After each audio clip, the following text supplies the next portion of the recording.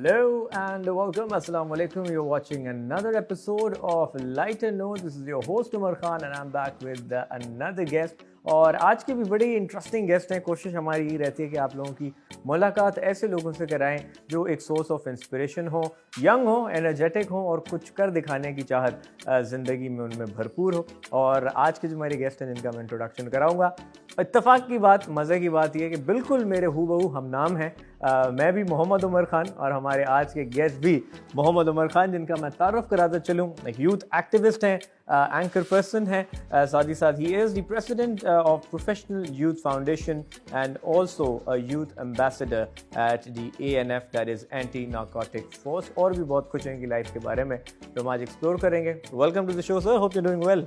अल्हम्दुलिल्लाह and I am really thankful Umar, आपने मौका दिया कि आज आपके व्यूअर्स के साथ हम मुखातिब हो सकें और मुझे बहुत खुशी हुई. और महज ये सिर्फ एक इत्तेफाक नहीं है बल्कि इसके पीछे भी कोई ना कोई मैं समझता हूँ कि वजह होगी कि हम नाम होने के साथ साथ एक चीज़ और भी हमारे दरमियान मुश्तरका है और वो ये है कि आप भी मीडिया से मुंसलिक हैं, मैं भी मीडिया से मुंसलिक हूँ. और भी बहुत सारी चीज़ें उमर नाम के लोगों के अंदर ये क्वालिटीज़ होती हैं कि लीडरशिप क्वालिटीज़ बाय बर्थ वो लेकर आते हैं. बिल्कुल. और भी बहुत वजन होता है उमर के नाम का जो मिजाज के ऊपर भी इफेक्ट करता है, ताकतों पे भी इफेक्ट करता है. लेकिन लेट्स सी अब आपके बारे में कहाँ से शुरू करें. वैसे तो आप खुद बड़े यंग हैं लेकिन इस यंग लाइफ का मेजर पार्ट आपने डेडिकेट कर दिया है यूथ डेवलपमेंट पे. बिल्कुल. खुद आप एक यूथ एम्बेसडर हैं, खुद भी यूथ रिप्रेजेंट करते हैं. लेकिन talk us through the journey के बचपन, अभी भी यंग एज में ही है, बचपन से ही ख्याल आ गया कि नहीं ये काम करना है, तो क्या क्या जहन बना था? ये जहन इस तरह बना कि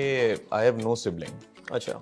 तो बचपन में वालिद साहब अपने काम में मसरूफ़ रहे और वालदा हाउस वाइफ हैं. तो एक सिबलिंग्स ना होने का एक एडवांटेज भी है और एक डिसएडवांटेज भी है.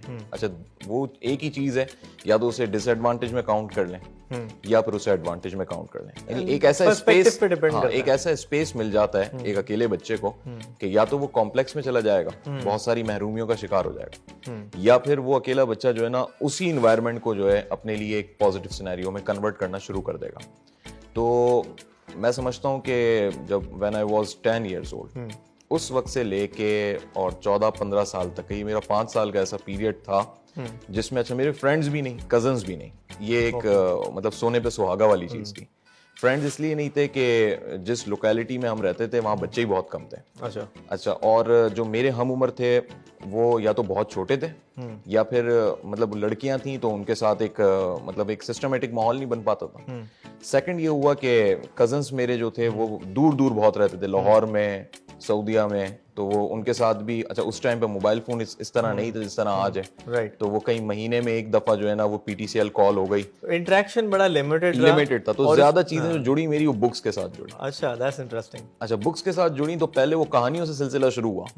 अब वो जो कहानियों से सिलसिला शुरू हुआ तो उसमें कोई ना कोई एक हीरो होता था. हर कहानी का यही है. राइट. अच्छा, उस वक्त इतना इंटरनेट ना होने की वजह से हम मूवीज भी नहीं देख सकते थे.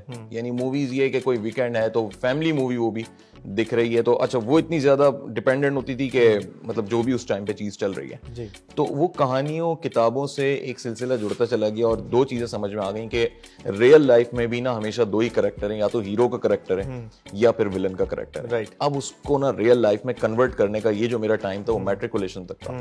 तो इसी ड्यूरेशन में मैंने ये किया कि हर जगह ना मैंने अपने आप को हीरो बना के पेश करना शुरू कर दिया. ऑलराइट. तो सबसे पहले मैंने क्लास में देखा, मैंने कहा क्लास में हीरो बनने का तरीका ये कि फर्स्ट सेकंड थर्ड पोजीशन में से कोई एक पोजीशन मेंटेन रखनी है. तो अल्हम्दुलिल्लाह क्लास 5 से लेके फिर कंटिन्यू क्लास 8 तक पोजीशन होल्डर रहा. उसके बाद फिर A1 ग्रेड वाले उसमें आ गए. तो ये मैंने कहा ये तो मेरा एक सेगमेंट पूरा हो गया. लेकिन फिर आगे जो जो चीजें बढ़ती चली गई उसमें मैंने कहा हर जगह हीरो बनने का एक ही फॉर्मूला है और वो है लीडरशिप. यानी अगर आप में लीडरशिप स्किल्स नहीं है तो आप उसको इम्प्रूव करें. इम्प्रूव करने के साथ साथ आप मनवा लें. अगर आपकी क्लास में 50 बच्चे हैं या कोई भी ग्रुप है उसमें जितने भी लोग हैं, अगर 2 लोग भी हैं तो उसमें लीड कौन कर रहा है. राइट. फिर कुछ ऐसे टीचर्स मिले कि जिन्होंने बहुत अच्छी काउंसलिंग की. True. और उन्होंने काउंसलिंग सब्जेक्ट से हटके की, यानी सोशल कॉजेस के ऊपर की और रिलीजियस कॉजेस के ऊपर की. तो वो एक ब्रेनस्टॉर्मिंग होती चली गई. और ये वो वक्त था कि मैं अगर 2007 की बात करूं जिस वक्त मेरा मैट्रिक हुआ तो पाकिस्तान में बड़े बम ब्लास्ट होते थे उस टाइम. बड़ी एक टेररिज्म वाली कैफियत थी. मतलब जब टीवी खोलो कुछ ना कुछ ऐसी खबर आ रही होती थी. अब एक 14-15 साल या 16 साल के लड़के का या यूथ का जो माइंड सेट होता है वही चीज़ें बड़ी जल्दी अडॉप्ट करता है। बिल्कुल नेगेटिविटी बड़ा impact करती है। हाँ, मतलब हमें इमाम बारगाहों के करीब से गुजरते हुए, मसाजिद के जाते हुए डर लगता था, बाजारों में जाते हुए, क्योंकि मतलब ऐसा फील होता था कि घर वाले कहीं जा रहे हैं तो पहले ये जहन में ख्याल आता कि वहाँ बम ब्लास्ट ना हो जाए। बच्चों के जहन में ऐसी चीज़ें आ जाती थी। बिल्कुल ऐसे। तो उस मतलब मैं उस एज में उस चीज़ का हल सोचने लग गया कि यार ऐसा क्या होगा। मैं टीचर से, हम माशरती उलूम के अपने टीचर से, पाक स्टडीज़ के टीचर से इस पे बात करने लग गए। राइट। उसमें फिर पॉलिटिक्स डिस्कस होने लगी। तो उसमें हमें प्रेसिडेंट के नाम के साथ साथ मिनिस्टरों के नाम, उन्होंने कहा आप अखबार पढ़ें। कोई भी बच्चा इस एज में अखबार नहीं पढ़ता। बिल्कुल। तो वो चूंकि फिर किताबों से शौक कन्वर्ट होकर अखबार की तरफ आ गया। बिल्कुल। तो जब मेरा मैट्रिक कंप्लीट हुआ तो उस वक्त सारे बच्चे ये प्लान कर रहे थे कि हम ये खेलेंगे, हम वो ज्वाइन करेंगे, हम मतलब कुछ ना कुछ हल्ला गुल्ला करेंगे, क्योंकि 2-3 महीने का गैप था। कि एक जो शुरू से आपका एक अलोन टाइम गुजरा, तो उसमें और अपनी उम्र से बड़े लोगों में आपका गुजर रहना हुआ, तो उसमें एक मैच्योरिटी लेवल काफी हाई आ गया। और फिर जो आपकी किताबों से और अखबारों से दोस्ती हुई, तो उसने आपको बड़ा बेनिफिट हुआ ना दिया। कि जब मैंने मैट्रिक किया तो वो जो 3-4 महीने का गैप होता है जिसमें एडमिशन फॉर्म्स आते हैं, रिजल्ट आता है और ये गर्मियों की छुट्टियां होती हैं, तो उस टाइम पे मेरी उर्दू, मेरी जनरल नॉलेज, पॉलिटिकल नॉलेज इतनी अच्छी हो गई कि मैंने एक न्यूज़ चैनल में as a news anchor apply कर दिया। क्या बात है, क्या बात। और ये मुझे एक टीचर नहीं सजेस्ट किया, उन्होंने कहा भाई तुम तो पॉलिटिक्स पे ऐसे बात करते हो, आर्टिकल्स मुझे पूरे पूरे पता होते थे, क्या बात, क्योंकि मेरा डेली रूटीन बन गया। तो उन्होंने कहा तुम इधर अप्लाई करो। मैंने उधर अप्लाई कर दिया। रंग टीवी था, हलीम आदिल शेख साहब का चैनल, उधर मैंने अप्लाई किया। प्रॉपर मेरा इंटरव्यू हुआ और मैं उनके जितने भी कैंडिडेट्स थे उसमें मैं सेलेक्ट हो गया। क्या बात है। जब उन्होंने मुझसे रिज्यूमे मांगी तो मेरे पास तो रिज्यूम था नहीं, तो उन्होंने कहा आप इंटरव्यू देने हैं, आपका रिज्यूम नहीं है, क्या क्वालिफिकेशन है आपकी? तो मैंने कहा जी अभी मैट्रिक किया, रिजल्ट आएगा। तो वो हैरान थे। क्या बात है। अच्छा, मैं बाय लुक थोड़ा सा ऐसा लगता था क्योंकि मतलब अपनी एज से थोड़ा सा बड़ा लगता था। ओके। यानी मैं 16 साल की एज में लगता था कोई 20 साल का बच्चा। ओके। तो वो उस तरह ये से देख के ना उनको नहीं यकीन आ रहा था। उन्होंने कहा नहीं आपकी नॉलेज इतनी है। तो खुद वो एक जमाल फरीदी साहब, अब वो इस दुनिया में नहीं रहे, वो उस वक्त वहाँ पे डायरेक्टर न्यूज़ थे। तो उन्होंने कहा यार कुछ करते हैं ना, मतलब उन्होंने शौक देखा मेरा उस बेस पे, उन्होंने कहा आप रिज्यूम तो अपना बनाएं। तो दैट शोज के देखिए टैलेंट अगर आपके पास हो तो टैलेंट की बेस के ऊपर आप आगे बढ़ सकते हैं। लोग जो कहते हैं कि जी मेरे पास डिग्री नहीं, ये नहीं, तो मेहनत ज़ाया नहीं जाती। And this such a big example, क्योंकि आज के ज़माने में हम जब यूथ की बात करते हैं, हमारे यंगर जनरेशन्स की बात करते हैं, तो एक जो सबसे बड़ा मुझे भी जिस चीज़ का अफसोस है वो हमारी जो जनरेशन है, फ्यूचर जनरेशन है, they not very focused in life, they are very lost, बहुत ज़्यादा डिविएटेड हैं। और जैसे कि उमर ने कहा कि बिल्कुल किताबों से दोस्ती नहीं है, अखबार नहीं पढ़ते। अब हम यहाँ पे अगर मीडिया के स्टूडेंट्स को पढ़ाते हैं, जर्नलिस्ट, फ्यूचर जर्नलिस्ट को पढ़ाते हैं, तो उनको यही कहते हैं कि कम से कम अखबार पढ़ो। और अखबार बड़ी इंपॉर्टेंट चीज़ है। खैर अब तो ई पेपर्स और बहुत सी चीज़ें डिफरेंट हो गई हैं, but let's just talk about this youth generation, जहाँ मैंने भी अपने इख्तिलाफ रखा कि हमारे लोग फोकस नहीं है। How do you look at our current youth, और स्पेशली जो डेकेड्स गुजरी हैं, एक 90s के डरक था, 2000s वाली जनरेशन लगती है, और अब की जो आ रही है ना 2015 के आगे के मॉडल, जी जी, ये बिल्कुल ही अलग ही माइंडसेट्स हैं। देखें असल में इसको बड़ा अच्छे तरीके से कैटेगराइज किया गया है। जी। जनरेशन एक्स 1982 तक पैदा होने वाले लोग या उससे पहले, ये जनरेशन एक्स कहलाता है। जी। इन लोगों ने जो कुछ किया आज हम उसका ही समर खा रहे हैं, लेकिन ये वो जनरेशन थी जिसने बहुत स्ट्रगल कर ली। राइट। इसके बाद 1984-85 से और 1994 तक जो बच्चे पैदा हुए, जिसमें मैं भी शामिल हूँ और गालिबन आप भी शामिल होंगे, ये मिलेनियल्स कहलाते हैं, जनरेशन वाई। मिलेनियल्स होते हैं जिद्दी बच्चे। इससे पहले वाली जनरेशन इतनी जिद्दी नहीं थी, ना इसके बाद वाली इतनी जिद्दी आई। जिद क्या होती है? जिद ये नहीं कि मतलब इन्होंने कोई बस किसी भी चीज की जिद कर ली कि मैंने आइसक्रीम खानी है, जिद कर ली। ये वो वाली जिद नहीं है। ये वो जिद है कि अगर ये अपनी किसी चीज पे आ जाएंगे जो नामुमकिन भी हो, लेकिन इन्होंने अगर जिद बना ली तो ये वो करके दिखा देंगे। ट्रू। उसकी बेसिक वजह आपको 2018 के इलेक्शन में प्राइम मिनिस्टर इमरान खान की कामयाबी पे दिखेगी, जिनके मैक्सिमम नंबर ऑफ वोटर्स वो लोग हैं जो मिलेनियल्स हैं। राइट। जैसे आप कहते हैं यूथ, यंग वोटर था इनके पास, ये वो टाइम पीरियड के वोटर थे कि इस वोटर ने कसम खा ली कि नहीं यार तब्दीली लाके दिखाएंगे। राइट। तो वो उन्होंने उसको किया, और कराची जैसे एनवायरनमेंट। फिर 1994 के बाद से जो बच्चे पैदा हुए ये कहलाते हैं जनरेशन आई और जनरेशन जेड। राइट। आई इस वजह से कहते हैं क्योंकि इस दौर में, अच्छा ये जनरेशन जो डिस्क्राइब हुई है ये कंप्यूटर टेक्नोलॉजी के साथ साथ हुई है कि ये जो टाइम पीरियड और ये सब डिसाइड हुआ, क्योंकि 95 के बाद से जब पेंटियम 4 और उसके बाद फिर जो कोर आई सीरीज और अब जो हमारे पास मौजूद है सिस्टम्स, तो इस जनरेशन ने वो टेक्नोलॉजी देखी, यानी इस जनरेशन ने अपने बचपन के दौर में अपनी पैदाइश के साथ एंड्रॉइड फोन देखे, इन्होंने टैबलेट्स देखी, यानी पैदा होने वाला बच्चा जो है मेरे वो घर खिलौने से 2 साल मुतारिफ 3 साल का बच्चा ऐसा टैबलेट चलाता है कि हम तो अपनी डिंकियों में खुश होते थे भाई। और इस पे प्रॉपर रिसर्च हुई कि उस पैदा हुए हुए बच्चे के जिसकी कोई 6 माह होगी मुश्किल से एज, तो उसके सामने एक उन्होंने टॉय रखा, उसके सामने उन्होंने टैबलेट रखा ऑन करके जिसमें से शुआएं निकल रही थी, और उसके सामने उन्होंने खाने की चीज रखी, तो उस बच्चे ने टैबलेट को गैजेट को उसने जो है ना वो पकड़ा और वो उसके साथ खेलना स्टार्ट कर दिया, क्योंकि प्रेगनेंसी में उसकी वालदा जो थी वो मुसलसल फोन भी यूज करती थी, और ये वो टाइम पीरियड था कि जिस टाइम पीरियड में यानी 95 से लेके और 2012 तक पैदा होने वाले जितने बच्चे हैं वो टेक्नोलॉजी के साथ बहुत ज्यादा अटैच है, फ्रेंडली है। इसमें एक और बड़ी डेप्थ का ये टॉपिक है, हम लोग इतना सीरियस लेते नहीं है, लेकिन पूरी एक चाइल्ड डेवलपमेंट, और इसमें बहुत हद तक माइंड साइंसेस इन्वॉल्व हैं, क्योंकि आप अगर थोड़ा हाईटेक लेवल पे अगर जाएं तो इसमें सबलिमिनल मैसेजेस होते हैं। What ever cartoons you seeing, what ever movies you seeing, जिस तरह की आप म्यूजिक सुन रहे हैं, इसका इम्पैक्ट आपकी डेवलपमेंट पे आता है, आपकी पर्सनैलिटी बिल्डिंग पे आता है। एक चीज़ जो हमारे वहाँ है पाकिस्तान के अंदर, मैं बात पाकिस्तान की करूँगा बाहर की नहीं, कि एक घर में टॉडलर है, बच्चा है छोटा, तो पेरेंट ने बेबी टीवी लगा दिया या टैबलेट पे पोएट्री लगा के छोड़ दिया। अब वो ये नहीं देख रहे कि बच्चा टॉम एंड जेरी देख रहा है, उसके अंदर डिस्ट्रक्शन देख रहा है, या कोई ऐसी चीज़ देख रहा है जिससे कोई बच्चा ऐसी चीज़ सीखे जो उसके लिए इतनी अच्छी नहीं है। सो पेरेंट के लिए भी बड़ा इंपॉर्टेंट है कि वो ये कंट्रोल रखें कि 0 to 5 के बीच में कि आपका बच्चा क्या चीज़ देख रहा है। ठीक है, आपको रिलीफ तो मिल रहा है कि वो बच्चा सुकून से बैठा है, और वट एवर इज़ वॉचिंग, बहुत ज़रूरी है कि एक टैबलेट्स के ऊपर एजुकेशनल वीडियोज़ रहें। मतलब मेरी कोशिश रही, मेरे घर में एक बच्चा है, कि मैं उसको मल्टीपल लैंग्वेजेस पे ले आऊँ और बिफोर द एज ऑफ 5, और ये ऐसा टाइम है कि आप जितना बच्चे को सिखाओगे उसका एक फाउंडेशन बन जाएगा। लेकिन इन बच्चों की नेचर बड़ी डिफरेंट है, ये हर चीज को फॉर ग्रांटेड लेते हैं, किसी चीज की टेंशन नहीं लेते। 95 के बाद पैदा होने वाले बच्चे, इवन इनका सुबह एग्जाम भी होगा ना, इनकी कोई तैयारी नहीं है।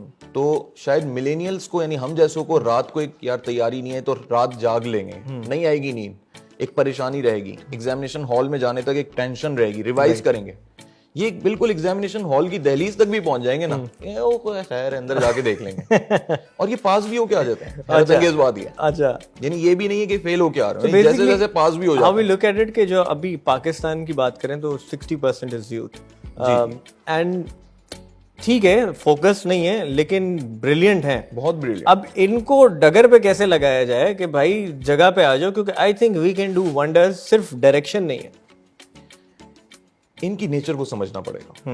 लेकिन 2012 के बाद जो बच्चे पैदा हो रहे हैं वो जनरेशन अल्फा है, 2025 तक जो पैदा होते रहेंगे वो अल्फा कहलाएंगे। ओके, उसके बाद फिर आज ब्रावो, बड़ा कुछ सीखा हमने। देखिए मिलेनियल्स तक तो मुझे पता था, आई सीखा, जेड सीखा, अब हम अल्फा पे आ गए। अल्फा पे, और उसके बाद ब्रावो होगा जो 2026 से शुरू तो होगा। बच्चा हुआ बीच में, हमने चार्ली नहीं बोला। नहीं वो भी शुरू होगा, वो 2030 के बाद होगा। अच्छा, ये पूरी सीरीज होगी, क्योंकि जो सिलिकॉन वैली के अंदर डेवलपमेंट बढ़ती जाएगी, एक लेवल तो ये भी आ जाएगा कि विदाउट एनी हार्डवेयर आपके पास पूरे मोबाइल फोन होगा, इधर आपके सामने रेज निकलेंगी और आप टच स्क्रीन होगी, लेकिन वो कोई हार्डवेयर नहीं होगा, वो सिर्फ रेडिएशंस के ऊपर काम हो रहा होगा। वैसे भी अब एआई काफी डेवलप हो चुकी है ऑलरेडी।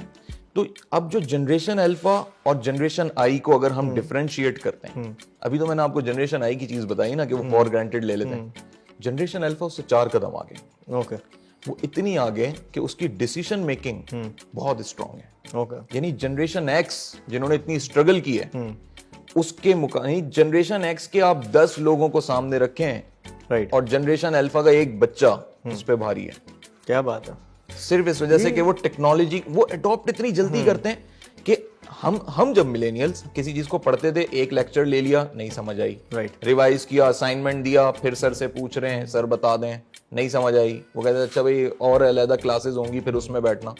ये वो जनरेशन है, जनरेशन अल्फा, कि इसको सही से भी नहीं समझाओ ना समझ लेती है। बिल्कुल सही बात है। इतनी इंटरेस्टिंग बात, और आज हम कभी इस हवाले से सोचते नहीं है कि हम सिर्फ आज के बोलते हैं कि आज के बच्चे जो है बड़े नाफरमान हैं, आज के बच्चे जो है वो सुनते नहीं हैं, आज के बच्चे बड़े आउट ऑफ कंट्रोल हैं। लेकिन जिस तरह उमर ने कहा कि understanding is the main thing, कि आप समझें कि 80s का बच्चा किस तरह का था, 90s का कैसा है, और अब हम एक्सट्रीम आगे आगे जाते जा रहे हैं, IZ से अब अल्फा पे आ चुके हैं।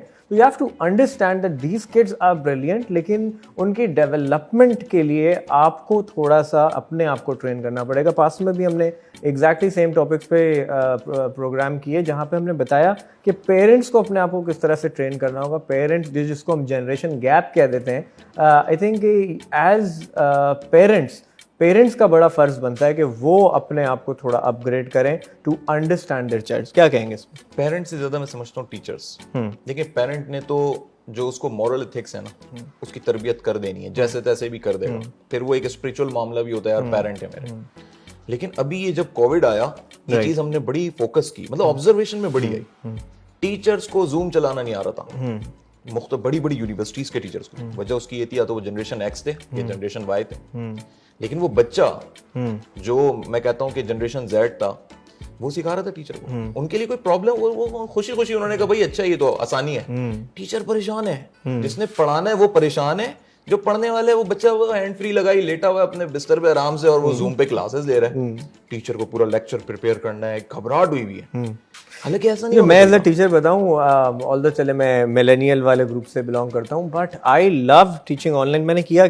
मैंने किया ये कि जो मेरा कोर्स आउटलाइन थी फिजिकल की, मैंने उसको चेंज कर दिया कम्प्लीटली इस तरह से कि टॉपिक्स मेरे सेम रहे, लेकिन teaching methods change according to online. कि एक ऑनलाइन पे मैं बच्चे को किस तरह से एंगेज रख सकता हूँ, ऑनलाइन पे मैं उसको बेस्ट एग्जांपल कैसे कर सकता हूँ, मैं स्क्रीन को शेयर करते हुए किस तरह से ज़्यादा इफेक्टिव और इंटरेक्टिव अपनी क्लास बना सकता हूँ। एंड न सिर्फ मैंने एंजॉय किया, मेरा जो जितना बच्चा था क्लास में, I taught like around 7-8 different courses.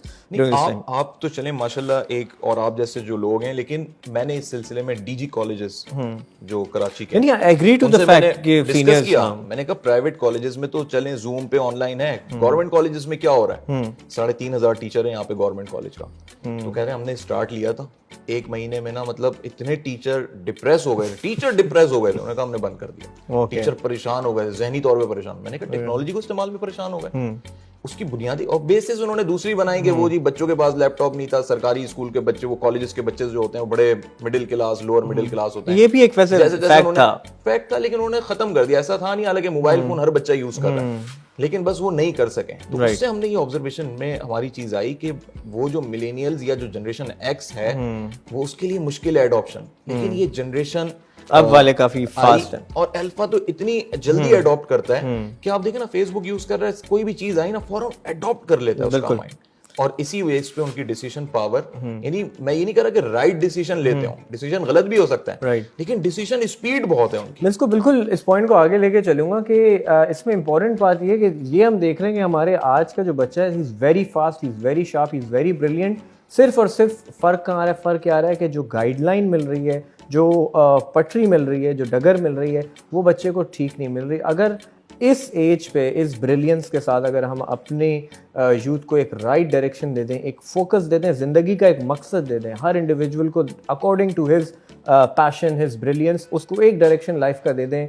हमारे पाकिस्तान में इतना टैलेंट हमने देखा है, कौन सा रिकॉर्ड होल्डर है जो पाकिस्तान में नहीं है? चाहे वो एजुकेशनल हो, चाहे वो यंगेस्ट माइक्रोसॉफ्ट इंजीनियर हो, चाहे वो स्पोर्ट्स की बात करें, चाहे वो आप IT की बात करें, हैकिंग की बात करें, हर जगह पाकिस्तानी आ गए। सिर्फ और सिर्फ वी नीड द डायरेक्शंस, और ये जैसे उमर ने कहा टीचर्स के थ्रू आता है। तो आई थिंक एक हम लोगों को एक सेम पेज पे बैठ के देखना चाहिए, where we stand, what are our resources and how can we maximise on it. Umar, since we have limited time, topics बहुत, और ये इतना मज़ेदार टॉपिक है कि we can go for hours and hours. आपने फेसबुक का जिक्र किया, फेसबुक के साथ मल्टीपल सोशल मीडिया प्लेटफॉर्म्स हैं। एक चीज़ हम जो देखते हैं कि आजकल जो ये मामला चल रहा है, 5th generation hybrid combination warfare, पूरी इलेक्शंस मैनिपुलेट कर दिए जाते हैं, पूरी थॉट प्रोसेस मैनिपुलेट कर दी जाती है। AI की वजह से मैं और आप अगर किसी चीज़ की बात कर रहे हैं, 2 मिनट बाद मेरे मोबाइल पे उसका ऐड आ जाता है। एक अलग ही टेक्नोलॉजी के अंदर हम घिर गए। How do you look at it? और ये पूरा एक वॉरफेयर चल रहा है 5th जनरेशन का, कैसे देख रहे हैं इसको? देखिए ये वही चीज है जो एडल्फ हिटलर ने कही थी कि झूठ इतना बोलो कि वो सच लगने लगे। क्या बात। कॉन्सेप्ट है ये कॉन्सेप्ट वक्त के साथ साथ टेक्नोलॉजी के साथ मिलता चला गया और अब जंगें जो हैं वो सरहदों पे नहीं होती, यानी अब जो जंगें होती हैं वो दिमाग में होती हैं। तभी वो कीबोर्ड वॉरियर्स बैठे होते हैं, जिंदगी में कोई काम किया नहीं और ऐसे जिहादी बने हुए होते हैं कमेंट्स के अंदर। तो ये पूरी टीम्स बैठी हुई हैं, इस पे सब मुल्क लग गए, यानी हर मुल्क की जो डिफेंस स्ट्रेटजी है उसमें ये चीज 35-45% शामिल हो चुकी है। बड़ी हैरत होगी आपको कि जो मतलब ब्रिटिश मिलिट्री है उसके अंदर बकायदा इसके ब्रिगेड्स बना दिए गए। ओके। और वहाँ पे उनको जो ट्रेनिंग दी जा रही है वो असला चलाने की नहीं दी जा रही, उनको ट्रेंडिंग की ट्रेनिंग दी जा रही है, उनको कैंपेन्स की ट्रेनिंग दी जा रही है, नैरेटिव क्रिएट करने की ट्रेनिंग दी जा रही है। क्या बात है। अब ये थी 5th जनरेशन वॉर। ये जो हाइब्रिड कॉम्बिनेशन है वो ये है कि इसके अंदर आपको कुछ फिजिकल इवेंट्स की जरूरत पड़ती है। जब तक कोई फिजिकल इवेंट नहीं होगा उस वक्त तक आप वो नैरेटिव बिल्ड नहीं कर सकेंगे। अब आपकी जो इन्वेस्टमेंट है वो सिर्फ एक छोटे से इवेंट के ऊपर है। वो छोटा सा इवेंट ये कि जी ट्रैफिक जाम था, एम्बुलेंस उसमें फंस गई, बंदा उसके अंदर मर गया, दैट्स इट। राइट। ये इन्वेस्टमेंट है। बाकी जो सारा गेम है वो सारा टेक्नोलॉजी का गेम है, नैरेटिव को बिल्ड करने का गेम है। इतनी सी चीज के ऊपर हुकूमतें गिर जाती हैं, इतनी सी चीज के ऊपर। आपको यकीन आएगा, सिर्फ एक तस्वीर थी चीफ जस्टिस साकिब निसार के दौर में, just was of one picture कि कीचड़ में से जनाजा लेके जा रहे थे, सोशल मीडिया पे वायरल हुई। चीफ जस्टिस ने उस पे सोमोटो लिया और वहां के एमएनए एमपीएस को अदालत में खड़े होकर जवाबदेही करनी पड़ गई और उस पे बकायदा प्रॉपर कार्रवाई हुई मुताल्लिका महकमों के खिलाफ। बिल आखिर डिसमिस हुए कुछ लोग, ट्रांसफर हुए कुछ लोग।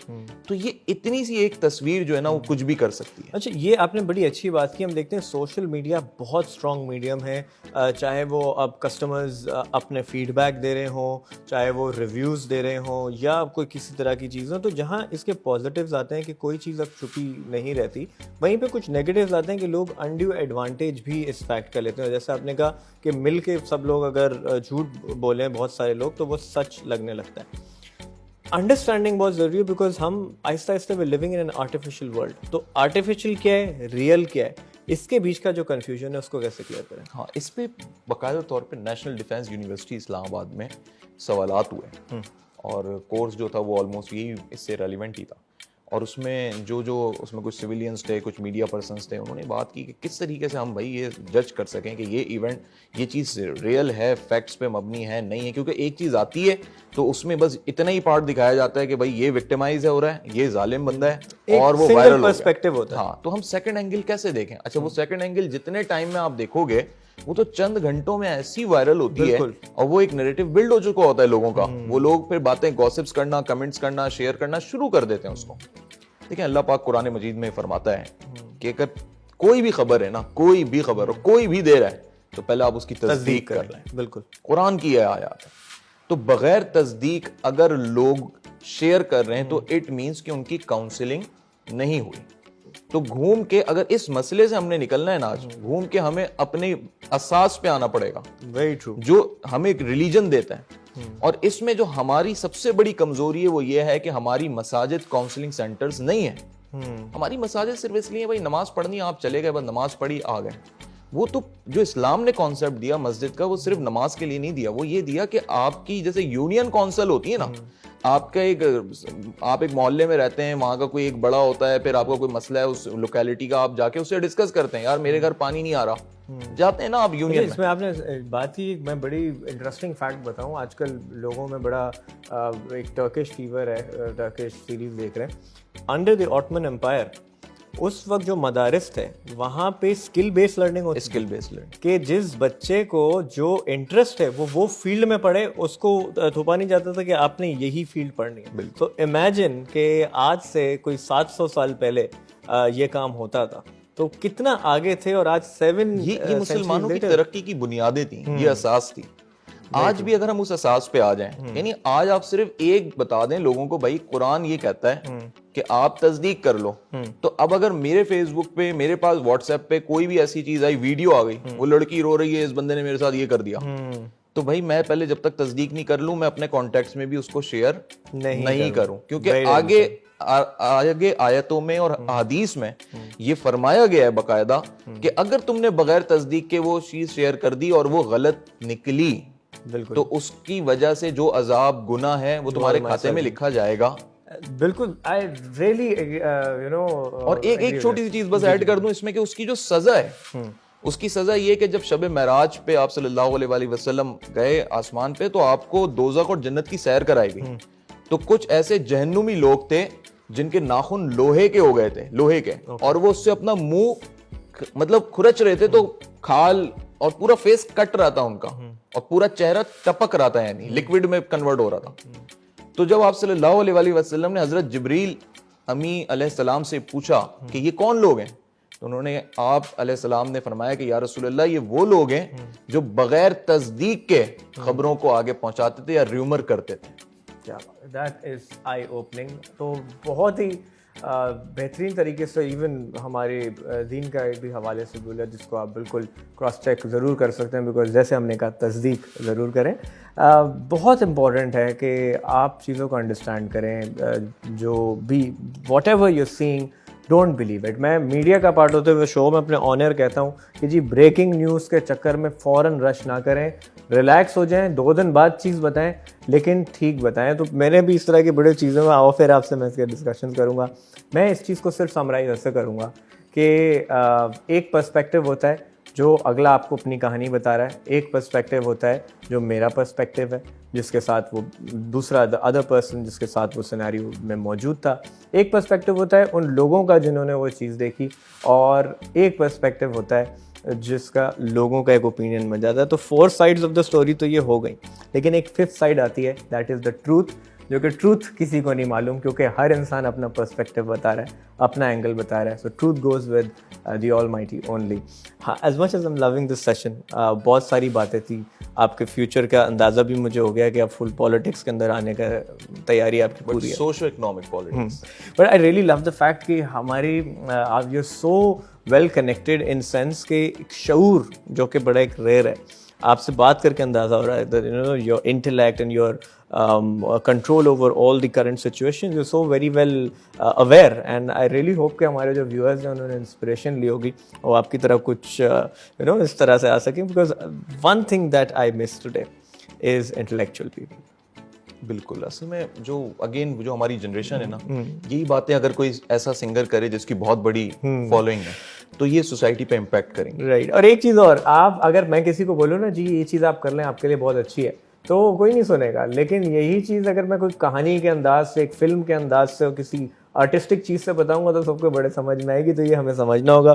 Umar, thank you so much for being part of this show. और बहुत सारी हमारी बातें रह गई, but will have another session for it. आखिरी चीज़ आपसे पूछूंगा, how was your experience being at lighter note today? बहुत ज़बरदस्त एक्सपीरियंस रहा। मैंने बहुत सारी जगहों पे इंटरव्यूज़ दिए, इवन इलेक्ट्रॉनिक मीडिया पे, मॉर्निंग शोज़ में, लेकिन ये एक बड़ा मुनफरिद एक्सपीरियंस रहा 2 हवालों से स्पेशली। एक तो ये कि माशाल्लाह जो आपका स्टाइल है, जो आपने मतलब एक एंकर का जो एक होता है पूरा हक अदा किया उसका, एंकरिंग का। सेकंड ये कि आपका और हमारा नाम सेम है, तो ये एक बड़ा यादगार है। एब्सोल्युटली। तो देखा आज आपने लाइटर नोट उमर स्क्वायर के साथ Mohammad Umar Khan and Mohammad Umar Khan. I hope you learn something out of it. बहुत ही ज़बरदस्त कुछ बातें रही जिसमें हमने जनरेशन्स के बारे में सीखा, उनकी अंडरस्टैंडिंग के बारे में सीखा, करंट सोशल मीडिया और डिजिटल वर्ल्ड जिसमें हम रह रहे हैं उसके सिनेरियोज़ के बारे में सीखा, एंड मोर इम्पॉर्टेंटली कि हम एक आर्टिफिशियल और रियल लाइफ के बीच में जो घूम गए कहीं, उसमें हम किस तरह से सेल्फ अवेयरनेस लेके आए वो सीखा। So I hope you really enjoyed the program. I certainly did. वापस आपसे मुलाकात होगी next week with another guest. आप अपना फीडबैक ज़रूर दे सकते हैं on our Facebook and on our YouTube channel. And next time keep smiling and stay positive. Next time तक पाकिस्तान जिंदाबाद।